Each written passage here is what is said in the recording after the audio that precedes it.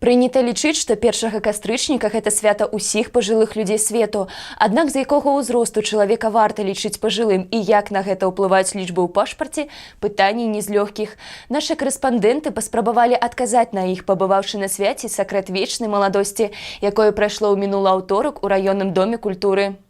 Першай з віншавальнай прамовы да віноўнікаў урачыстасці звярнулася начальнік аддзела ідэалагічнай работы, культуры і па справах моладзі Любоў Савельева. От районного исполнительного комитета, от районного совета депутатов примите самые искренние поздравления. Никогда не болейте, оставайтесь всегда такими веселыми, задорными, улыбчивыми, энергичными. И спасибо вам за ваш опыт, за вашу мудрость, которую вы передаете нам, молодому поколению.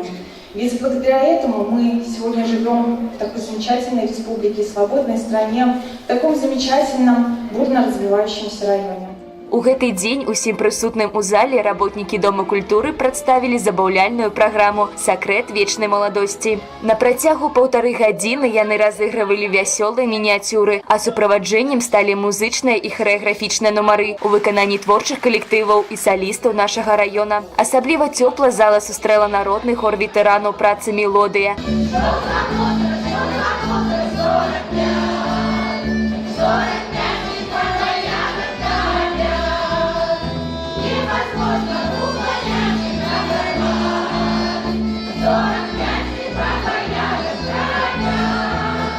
А яго салістку Веру Жукову нават выклікалі на біс. У гэты дзень у зале панавала па-хатняму утульная атмасфера, якую стваралі не толькі артысты, але і самі гледачы. Добры настрой, любімыя сябры і блізкія людзі побач, што, як не гэта, з'яўляецца сакрэтам сапраўднай вечнай маладосці.